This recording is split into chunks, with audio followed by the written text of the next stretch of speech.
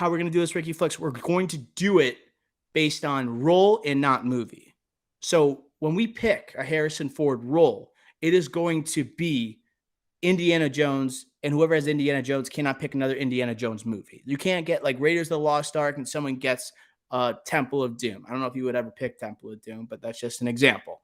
If you pick Han Solo, you get all the Han Solo character, all the Han Solo movies. Okay? What? Why are you covering your mouth? Wait. So, sorry. I thought we each could only pick one, but we could both pick like a Star Wars movie. Oh, I didn't. Oh man, that really switches up my mentality here. So So like Han Solo and Indiana Jones, you get one of each. You get one movie. yeah. So like basically, I'm assuming I don't know your taste here but like I'm just saying. Let's say you like multiple Indiana Jones and multiple Star Wars, and you think in this draft, like, oh, you want one of each of those. I think you can. I think they're that important. And I think there are movies in there that are too good just to say, oh, you get all of Indy or I get all of Star Wars. I think if we just acknowledge, like similar to Tom Cruise, Mission Impossible, we each got a Mission Impossible pick. I think here we each can get a Star Wars pick and we each can get an Indy pick. Okay, but I think it's only for those two franchises because you could bring up like multiple other franchises he's been in, but I think it's those two where you get to pick one movie for each. Totally agree with that. Okay, I'm so down, right? Because when I was doing the research here, if we were just picking that one role, like someone gets Han Solo, someone gets Indiana Jones, first of all, it'd be a great conversation to see who would take what first overall. And later on, it kind of thins out because a lot of the roles he has that I love are franchise movies. And a lot of the ones, like I was kind of grasping for straws for 8, 9, and 10, where I'm like, I've seen this movie, but I don't like this movie. And I don't like what Harrison Ford's doing in this movie. But he has this long list of franchise stuff that I absolutely adore. Did you find that too when you were doing your research? Yeah, so before I say this, I should say he's had one of, if not the greatest Hollywood run we've ever seen in the late 70s to early to mid 90s. Like unbelievable run, the relevancy, the stardom, just unbelievable. And he's obviously very good looking. He's got that charisma, that tough guy look too, but yet clever, and just a wise guy type. Like you can't knock it. That's why he's been a leading man in Hollywood for 20 years straight at his peak, right? So long. But there are like a lot of stuff that I've seen or haven't seen that I don't like. The stuff I've seen, I won't even like mention on this draft because it's so bad, or that I have seen or haven't seen, but I will never watch. There's just a bunch of that stuff. And that's for somebody. It's not like he has 100 movie credits. He has less than 40 movie credits. That's wild. So I think his hit or miss rate, I don't know. Obviously, it's a high hit rate, or else he's Harrison Ford, for God's sakes. But just like looking back and like watching all these movies, I was like, this isn't as good as I think the hype is, the status is. And I think we'll talk about that as we go on. And again, like I'm not knocking it. I'm just saying it's not as good as I originally thought. Yeah, and he goes on runs, sometimes he disappears for a little bit. Like he has late 70s, early 80s. He is the start of like blockbuster 80s type of filmmaking. And he is the most bankable star at the time. And it's interesting because later on in the 80s, we have the emergence of Arnold Schwarzenegger and Sylvester Stallone, like behemoths and absolutely jacked action stars. And Harrison Ford is not that. He's more of like old school Hollywood looking type of dude. And he's someone that doesn't know jujitsu, right? He's going to like shock you with a right hand and then move on to the next guy, right? He doesn't have the stamina or the athletic ability, but we just accept him for who he is because it's goddamn Harrison Ford. But like the reason why he was so good, I think, is also to just add on to what you're saying is that, yes, we have Arnold / Stallone in the 80s. And like they're obviously like bodybuilders or just massive individuals, right? And obviously Harrison Ford's kind of like us, like I mentioned Han Solo, right?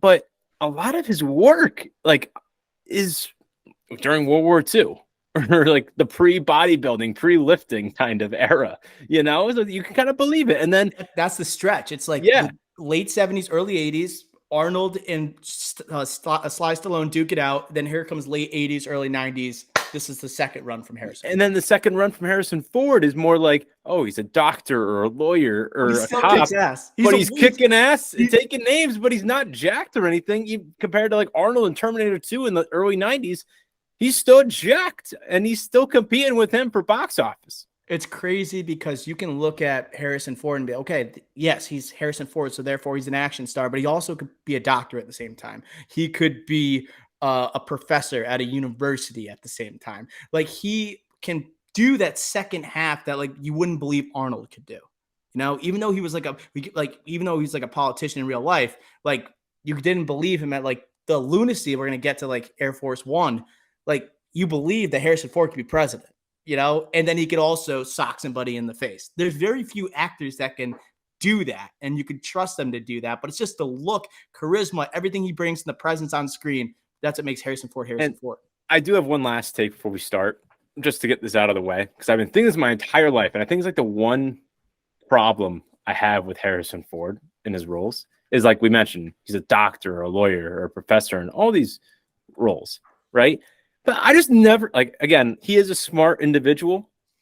I never see him as like, oh my God, he is a genius on screen. Like he is in a lot of these roles. Like I picture like Benedict Cumberbatch. He always plays a genius, you know? But like in these movies, they try to sell us like he's like a Benedict Cumberbatch on screen at least half the time. And I just never can believe it because he looks like us. Like, and not obviously like looks as in he's a very good looking individual, but like he doesn't look like he's a genius. He looks like, oh, he's a smart guy, but like down to earth, not like they kind of perceive us to be. Their perspective of it, I guess. It's like a lot of times when they're trying to sell you on the part that he is a professor, he has very limited screen time inside a classroom. Yes. Right? Like when he's teaching, like, it's just like, okay, we need you to just do this, say a couple lines. The girls are going to go goo goo gaga over you. And then we're going to move on to grabbing the MacGuffin and like, explaining where you're going to get it. And then interacting like with your father, Sean Connery, or this person, that person. We're going to get to the action sequence. Like, and you're going to do this amazing stunt. But we first have to have that one scene. And I think he can do that one scene, just not for an extended length. Yeah. Another example is like in The Fugitive, teasing, Richard Kimball. It's like his buddy who's like talking to the cops saying like, oh, he's like, is he smarter than you? He's like, well, he's smarter. Like he basically admits like he's smarter than me. But that guy, I believe, is really smart. And then when he said that and they pan to Harrison Ford with the scene after, I'm like, is he? Like, I don't know. He's the greatest white collar action star we've ever had. Yeah. Greatest white collar action star. But with that being said, Ricky Flex, do you have a coin on you so we can decide how this draft order is going to go? All right. He does. Call it in the air. Tails. It is heads. Ah! I'm going to take the first pick. No. Okay. Make sure you're typing these down because I got a couple screens in front of me right now. Okay. The first pick of the Harrison Ford top billing. I'm going Empire Strikes Back. Yeah, that was it. We just talked about how we're Star Wars guys over Raiders guys. So you knew it was going to be a Star Wars pick. And for me, I like all Harrison Ford in Star Wars. A New Hope, Return of the Jedi, Force Awakens, low key good too in that. Good ending to that role. But Empire just has those iconic moments, I think, that the others that I mentioned, I guess a Force Awakens does have, but like not to the same extent. I think, but the other two definitely not. And you can go back to Never Tell Me the Odds, C-3PO, or I think the best one. I know the GOAT. Just what that guy. So like that was actually supposed to be I'll be back. People forget. Mm-hmm. Imagine if he said that, like, would Arnold say I'll be back later on? Probably not. But people forget. But just Han Solo, obviously we talked about Han Solo, but preference is Empire. Empire Strikes Back for me, number one overall. Yeah, so if we were just going characters, I would pick Han Solo before Indiana Jones. And that sounds crazy because he's a supporting character in Star Wars, and he's the lead in one of the greatest action franchises, one of the most important action franchises of all time. But it had to be Han Solo. And if you're picking a movie, it's Empire Strikes Back because he takes the character that he helps mold in A New Hope, and then accelerates and he becomes even cockier. Right, the chemistry with Princess Leia increases in that second film. It has the iconic moments that you're talking about, and even the stills and the images of him getting like frozen. Right, it's all there for like the most iconic hair. I would say the most iconic Harrison Ford performance. And that's where people, I think, were like, okay, Luke Skywalker is away, right? Potentially a little bit from Han Solo. Han Solo gets to kind of command the screen for a little bit and be on his own and not just be introduced and like the sidekick to Luke Skywalker. Great pick. Now I can save my next Han Solo pick for as the last pick in the draft. So I'm okay with that. There you go. Okay. So I'm going to go, I have to go Indiana Jones, the next pick, and therefore I have to go Raiders of the Lost Ark.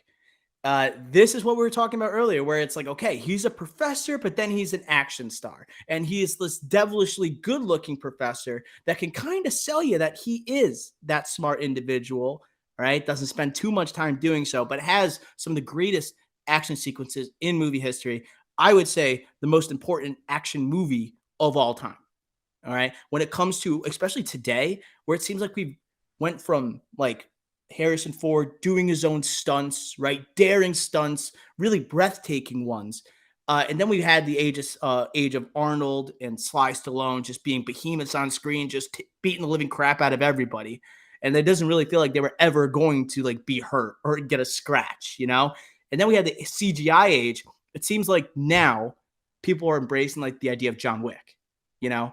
The idea of actually being and doing what the character is portraying on screen, right? The effort and lengths to do so. I'm gonna go Indiana Jones. It had to be, if not the first pick, the second pick, Raiders of the Lost Ark. Yeah, some people would probably say, even if they lean Star Wars, they might say, "Oh well, what movie or franchise is he the lead in?" And they might take Raiders. And if you say that, okay, fine. But I think just the background we gave, the context, it's Han Solo. I totally agree. And I think with all your points, and I think one thing that makes Raiders so iconic, one of the best action adventure movies of all time, is looking back on it now. Like for me, I watched it late. So I've seen a lot of action adventure movies before I saw Raiders. But then you look at the timestamps of when they came out, the release years, and this was 81. This kind of like set the tone, set the formula, the plot points as you go through an action adventure movie. This kind of like Spielberg, George Lucas, like they kind of set the precedent. This is how you set up a great action adventure movie. And I think that has like a lot of weight to it as well. So not only a great performance, great movie, and also just setting kind of just the formula for action adventure for what would be the decade of the blockbuster movie. I'm going to tease a pick, and I'm just going to talk about how Harrison Ford went on the greatest 3-year movie run of all time.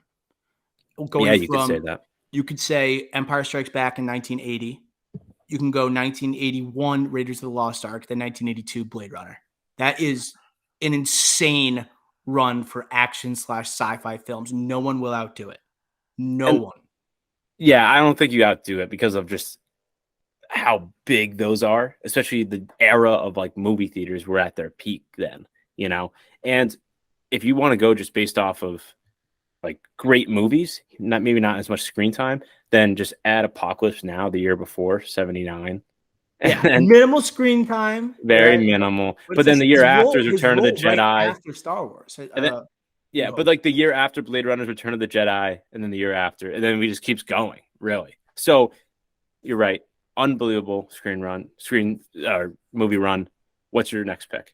I'm just going to keep on. I'm going to go Rick Deckard as the third overall pick.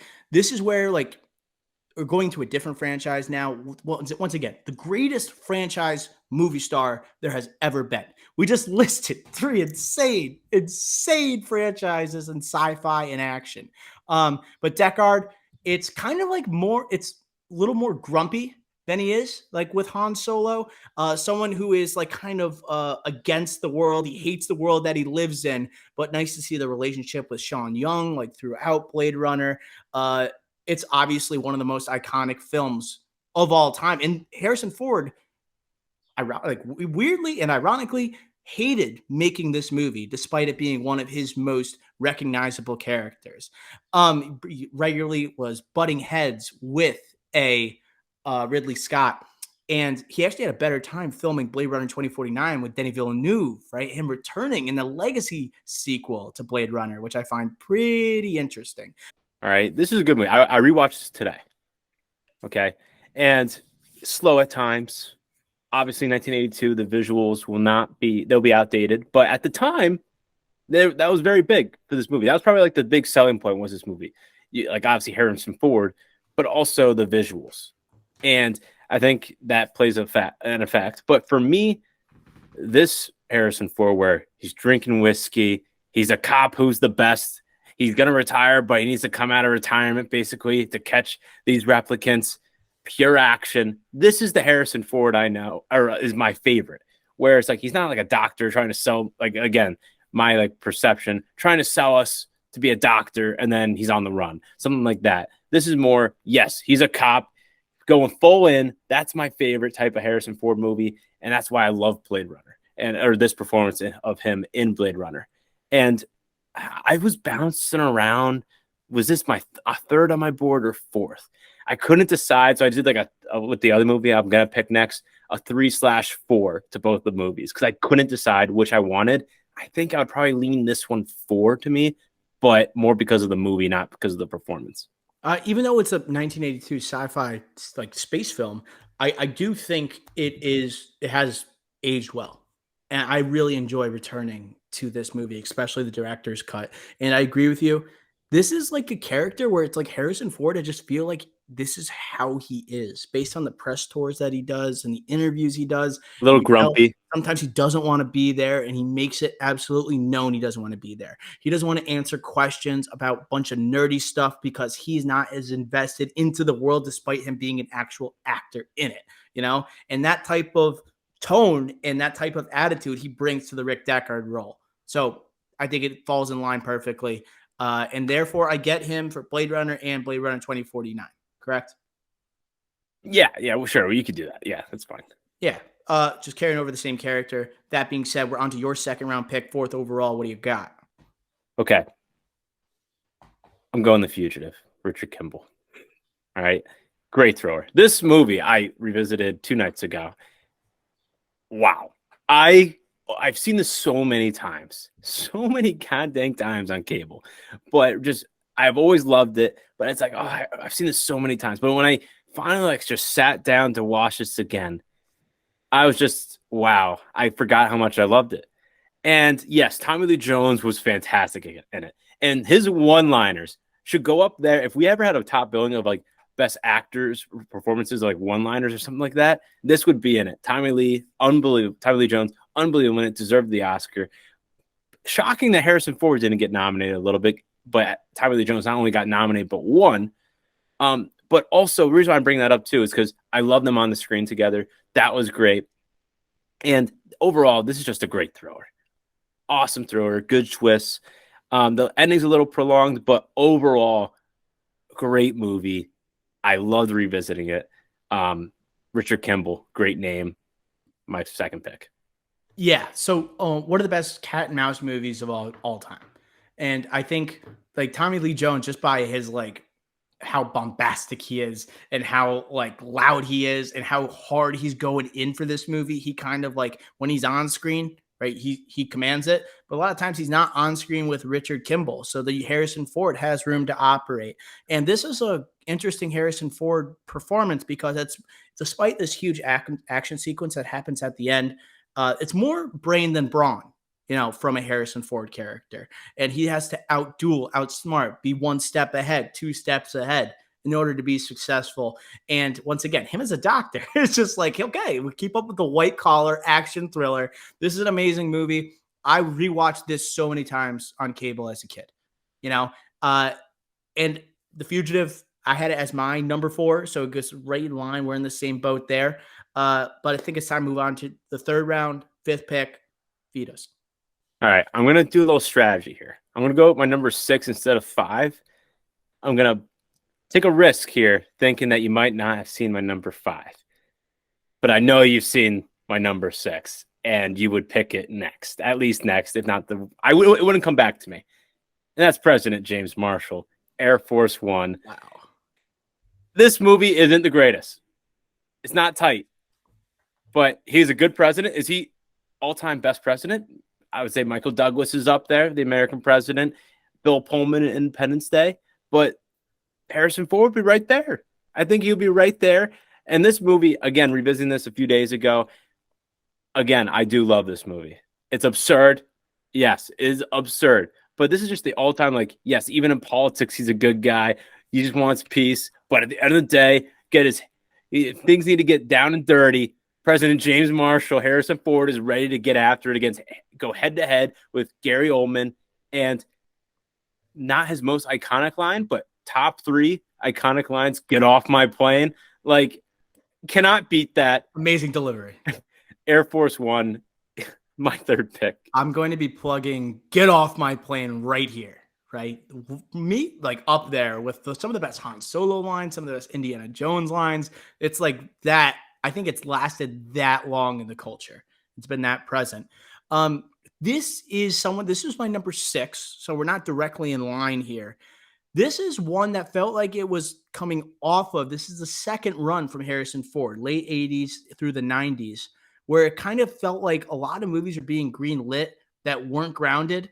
And like Harrison Ford, he has the common man feel, but this is one that felt like it was little loose. It felt like there was some lunacy going on. The president kicking like terrorist ass. I'm just like, yeah, America, fuck yeah. But at the same time, it's like, dude, it's Harrison Ford, like as a president kicking ass. Like it just felt like it was very much like during that Arnold stage, you know? And it felt like that's what was selling tickets at the time. And I can't hate the pick because it's also one of the most patriotic movies of all time. All right. And it's definitely one of the best movie precedents that we've ever had. I agree with your point there. I just had it one slot ahead. I think I know where you're going with your 6th pick, but do you want to add anything else to Frank Marshall? No, I think I'm more interested to see what you're going to do here next. Because if I took this gamble, it doesn't come back to me. I won't be mad, but it just be like, all right, maybe not do that next time. What do you got? No, it's you. It's you. Oh, did you double up? Yeah, I did The Fugitive, Air Force One. Okay. All right. I'm gonna go Jack Ryan. I know what you're going to pick. I haven't seen the movie, right? I know where you're leaning. This is like the franchise that Harrison Ford is a part of that doesn't get a ton of love. I think it's for a couple of reasons. One, because he wasn't the first Jack Ryan, right? Hunt for Red October, Alec Baldwin. He is it's not really a sequel to that. It's more of like almost like James Bond anthology, different guy playing the character. But the people that have come after him, like Harrison Ford, holds so much more weight. I would say he is recognized as the Jack Ryan, despite him not being in the best movie. I'd agree. Yes. Like Alec Baldwin, amazing. Hunt for Red October, the best Jack Ryan movie. And then I'm obviously getting 2 movies here with Patriot Games and Clear and Present Danger. But then after that, Ben Affleck takes over in the early 2000s. Not a great movie, does okay. And then you have Shadow Recruit with Chris Pine, very forgettable. Then John Krasinski. And I wish it wasn't a TV show. I feel like Jack Ryan is a big enough character that deserves the big screen treatment. Harrison Ford, not the first, but probably the most recognizable Jack Ryan. This goes into like different spheres, CIA operative. It doesn't feel like he's doing a ton of acting in these movies, honestly. It feels like he's just not going through the motions, but it's just felt like we've seen this before. He's not, the wheel's not changing here. We're just like playing the hits a little bit, but it's like when you need a franchise action star, there's no one better than a Harrison Ford. So that's why I'm going to take it with my 3rd rounder. Totally, like exactly what you just said there. It felt to me like this was the start of a new Harrison Ford. I don't want to tease other picks here, but right when the 90s came, he truly put on a shirt and tie, and every single movie throughout, like he for the rest of his time was like going to be in a shirt and tie. And this was kind of the start of it. And he was kind of going through the motions. Patriot Games, I'll say this. Don't like the movie. Revisited last week. Don't like it. Little wonky. I watched it a little bit last night. I slept through a little bit. And I'm a big Sean Bean fan. I felt bad because like they He were was just doing that. he was forcing it. Like sorry, not he. The movie was really forcing that, and then his ending was just so lame. That ending of that movie was so bad. I was like, oh my god, like, Patriot Games probably not in my top 15 Harrison Ford. Wow. And Clear and Present Danger, It's good. yes, good movie, but not great. I still don't think it's great. I think it's good. Willem Dafoe is great in that. People forget. And you're right. Jack Ryan is Harrison Ford. That is Harrison. Like that is Harrison Ford is Jack Ryan. All right. It's funny though because he was offered to be Jack Ryan in Hunt for the Red October, Right. and obviously Alec Baldwin ended up having to take it once Harrison Ford rejected it, which is kind of funny. But again, Alec Baldwin, I think he was good in that. Still Sean Connery. It's still Sean Connery. Right. I do want to say Patriot Games. It's a weird CIA operative movie because it's more about his family than it is about him being a CIA operative.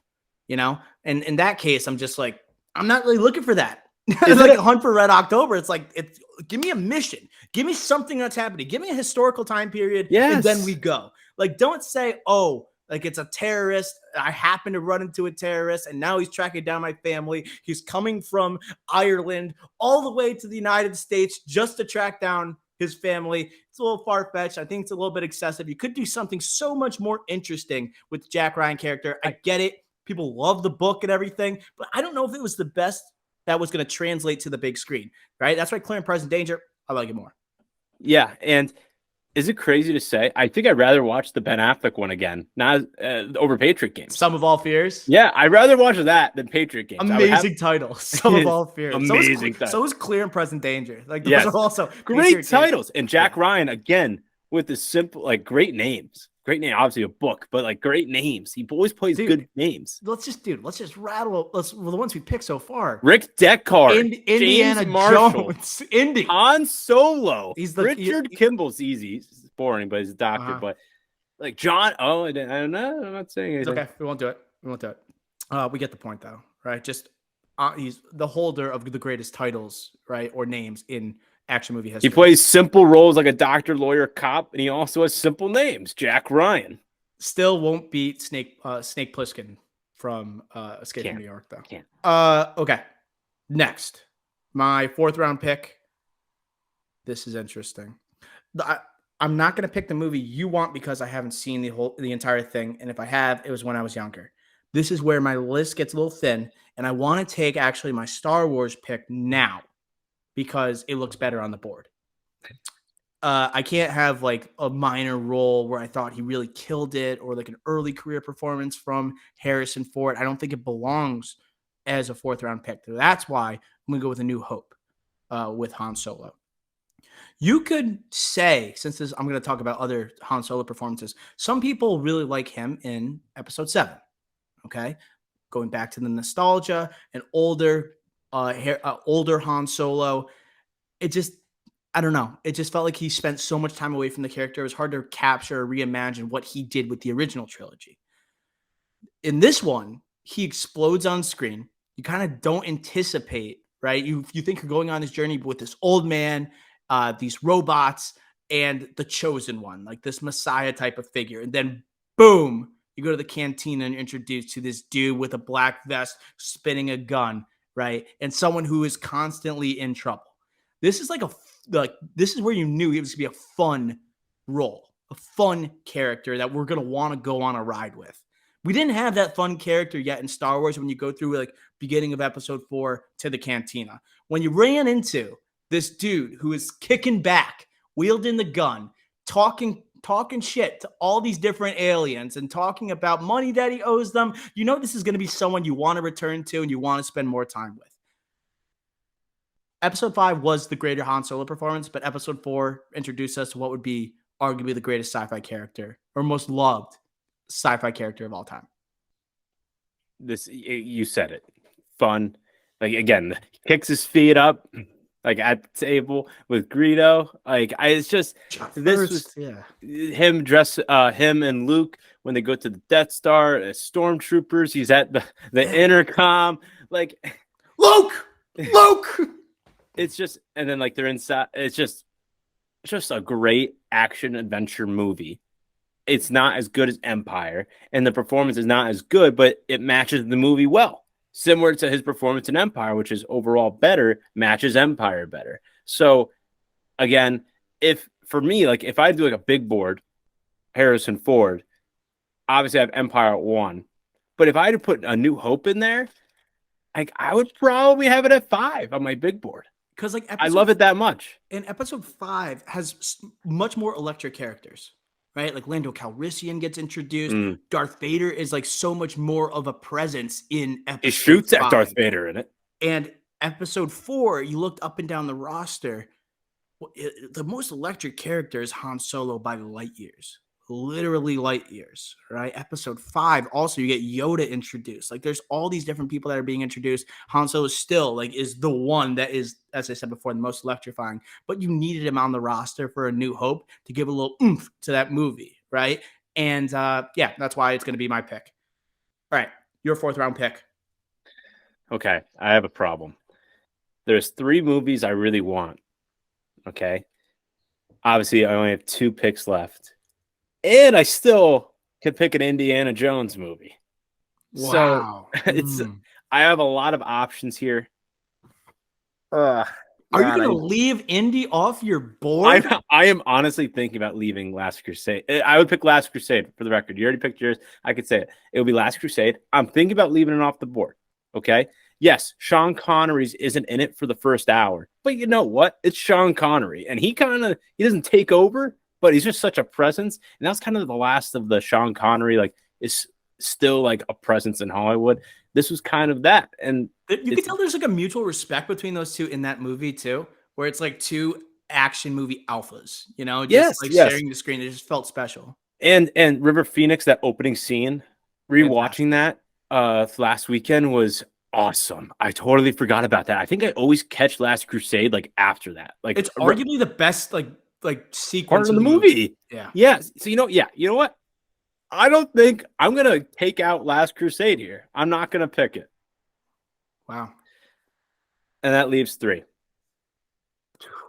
And I already have my Star Wars pick.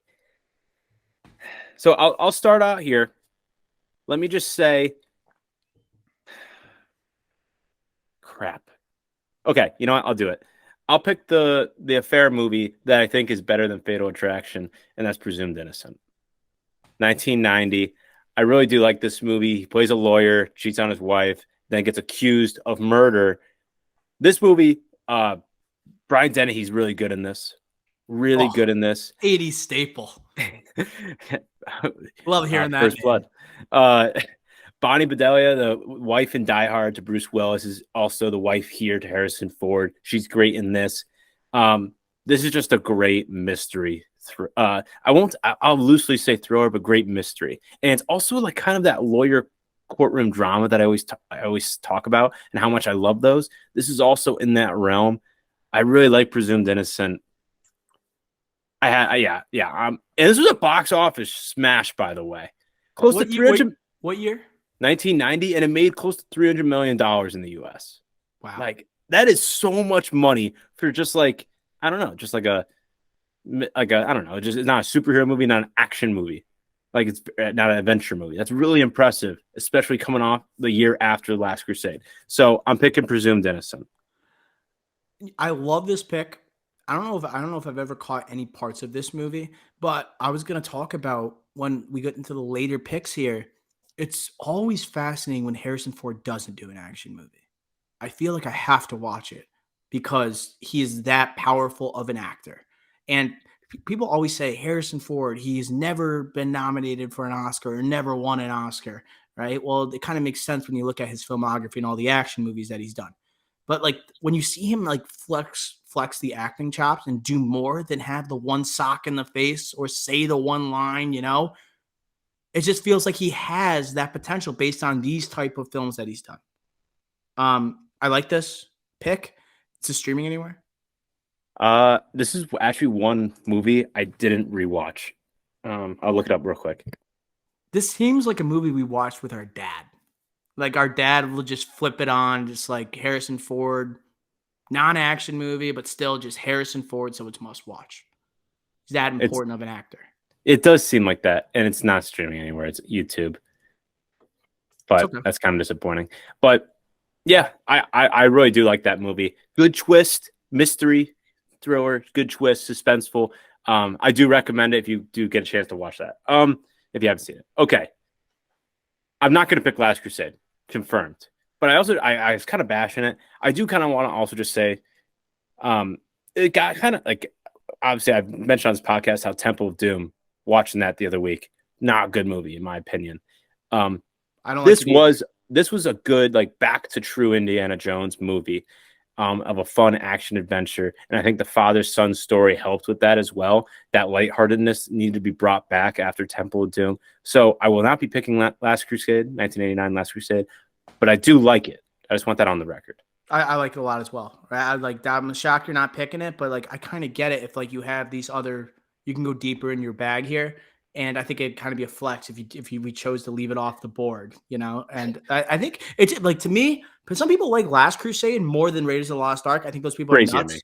I think that is nuts. Like I think there is a clear bar that is set in Raiders of the Lost Ark that every action movie has been trying to achieve since then, right? It's like the blueprint, like you were talking about earlier. Last Crusade was like that's a great way to end a trilogy, though. You know, that did kind of have that. It was perfect. It was very good. So then it leaves me down to the two that I'm wanting. I know you haven't seen one of them, but the one that you probably have seen is definitely a more recognizable pick, and a lot of people have seen it. But I gotta stay true to myself. I just watched this the other week, and for the first time, and I loved it. I loved it, and it's Frantic. Frantic 1988. I don't understand. Like, I do understand why people don't talk about it. It's a Roman Polanski movie, and it's kind of been hushed around recently. No one ever wants to talk about Roman Polanski for obvious reasons, but this movie rocks. It is so good. And just in case I forget which episode it was that I talked about this, but this isn't streaming anywhere. I had to look it up. I won't say the site out loud, but you can probably guess what it is if you just Google Frantic streaming. But Harrison Ford, playing a doctor, of course, goes to Paris with his wife, and he takes a shower, and all of a sudden, his wife answers the phone call, then she leaves the room, and she's gone. And he has to look around Paris, knows some French, but not a lot, to try to find his wife. Was she abducted? Did she leave? What happened? And he has to go through the authorities, and he meets people on the way. It's a great, fun mystery thriller, very suspenseful. I think the third act is kind of chaotic at times, but Polanski does wrap it up well. You can't knock him. He is a good filmmaker. And overall, I think in a couple months, if we did this draft, I wouldn't put it on the list. It would be just outside my top 10 over this different movie I didn't pick. But overall, I have to give this movie some acknowledgement and say I highly recommend this movie. So much fun and honestly, truly a good movie. So Frantic, my final pick. Yeah, I haven't seen it. It makes me seem like I don't like Harrison Ford when I don't go deeper in the bag like you did.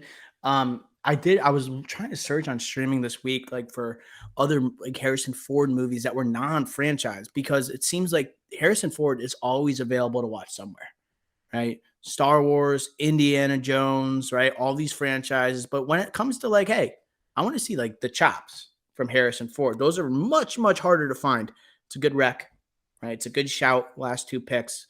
Get in your bag. Get in your Harrison Ford bag whenever these are on streaming, or go deeper into your bag and you look at some websites that Ricky Flex is sketchily hopping on. Yeah, be careful. And his name in this, Dr. Richard Walker. So again, the name. So white. So white. Good pick. Let's go to Mr. Relevant. So I was thinking about going his introduction on the big screen. First time he had a relationship with a George Lucas. And I was debating on American Graffiti, which I think I watched in school, actually. Great coming of age movie. More not coming of age, but more high school to adulthood type of film. Or I was looking at Working Girl. Is something that it was on our TV a lot. We were growing up. But the thing about Working Girl, it's not a great Harrison Ford performance. It's a great Melanie Griffith performance. He's not the best part about that movie. It's great to see him in almost like an 80s rom-com special type of thing going on. Uh, and I always, like I said, I like to see him doing different stuff than the action. I think I'm going to go American Graffiti as Bob Falfa. Him with the Southern accent, the hat, not in a ton of the film, but definitely has his presence known when he's there. A couple great car racing sequences.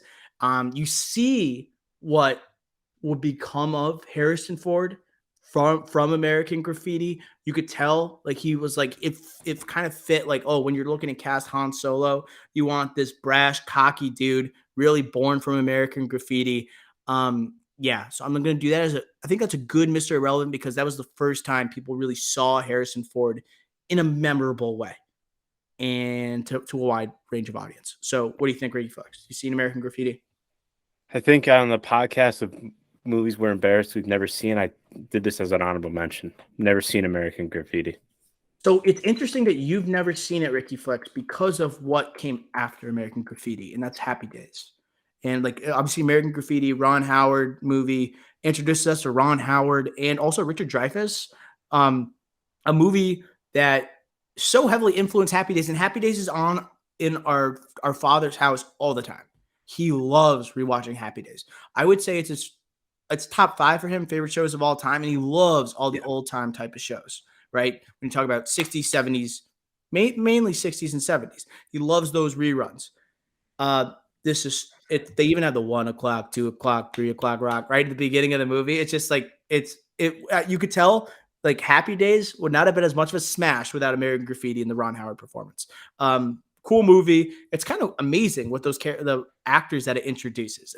Like George Lucas, it's like as a director splashes into the scene. He works with Coppola on this film. And this is like a collaboration you don't think of naturally with George Lucas. You're like, oh, Star Wars, Lucasfilm, Indiana Jones.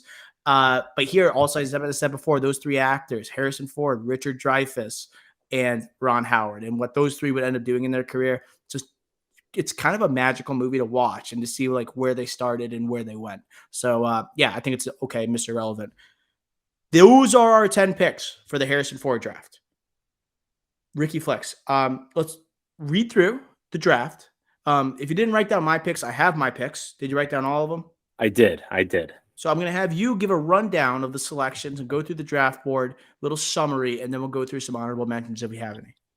All right. So I have my board, my team. Han Solo, Empire Strikes Back, The Fugitive, Air Force One, Presumed Innocent, Frantic.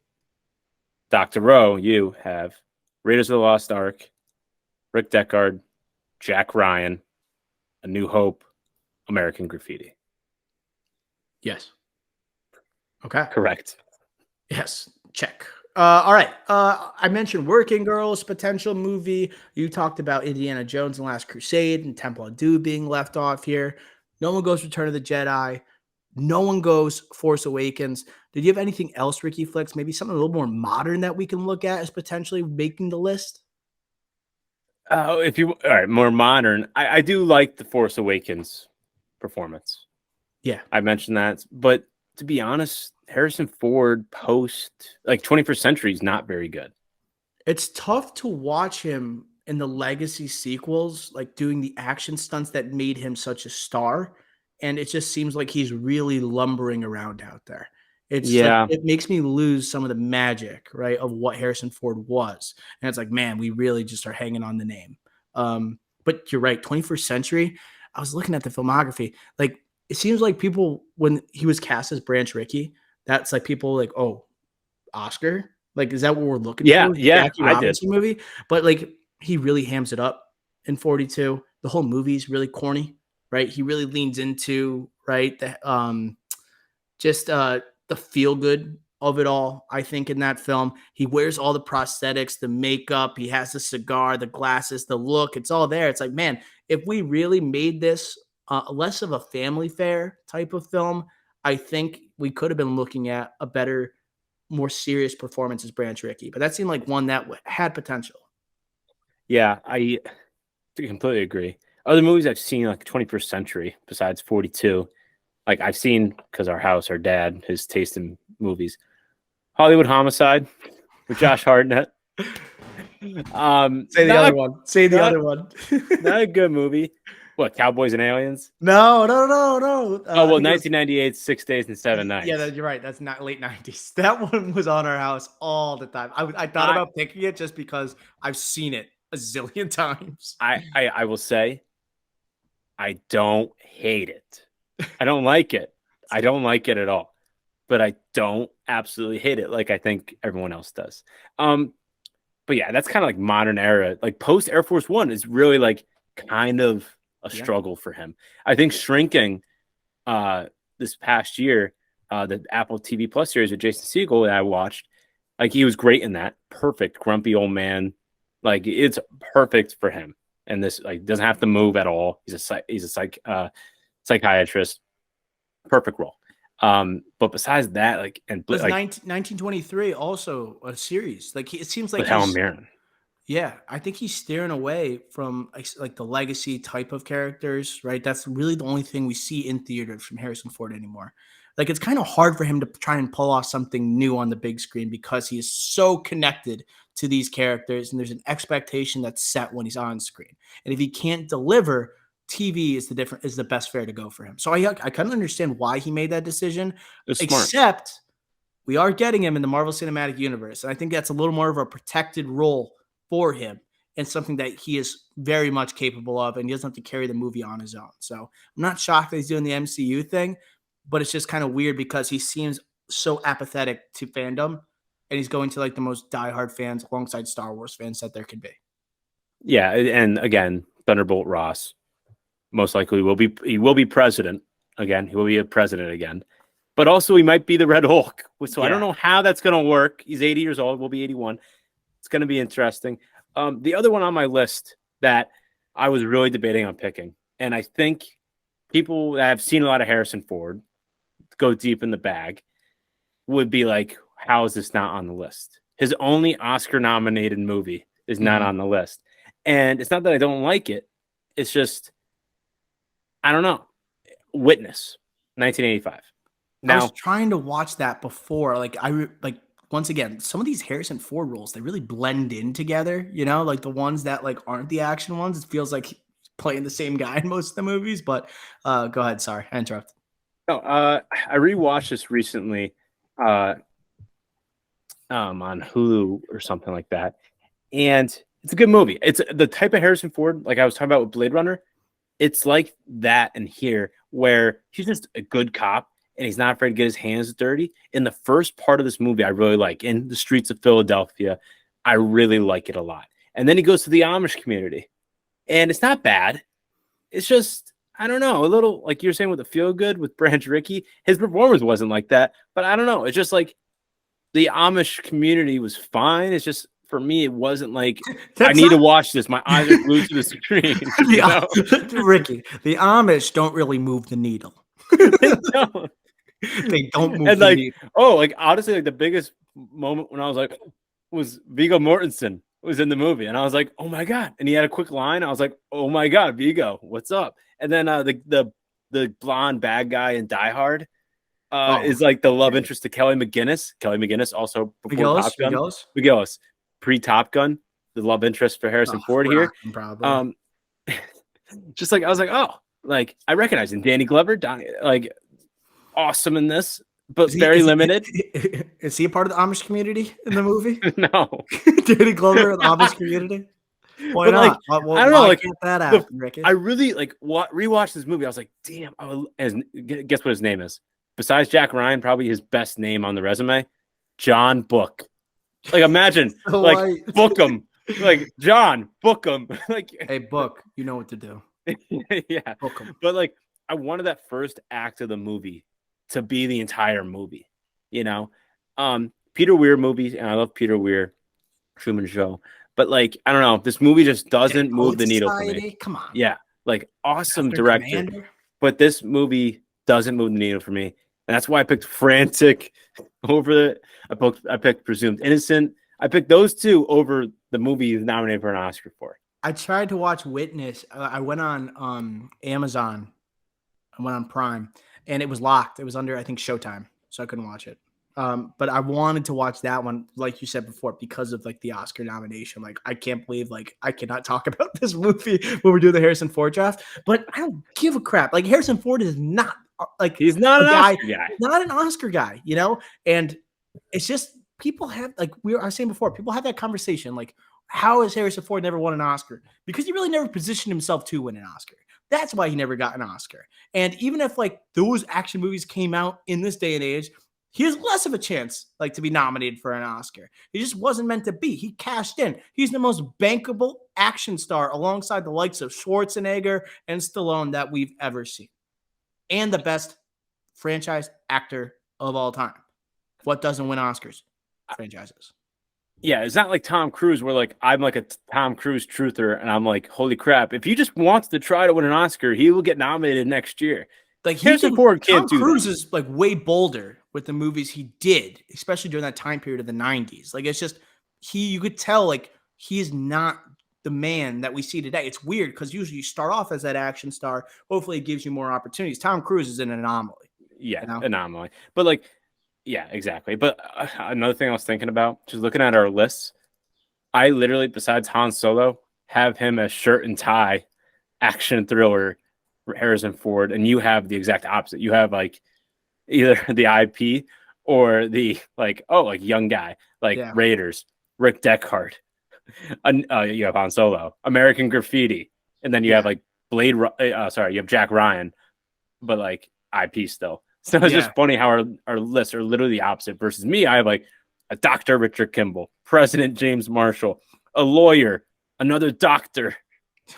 Amazing. No one could do that better though. Like, if you need that white collar action hero, there's no one better than Harrison. Nobody.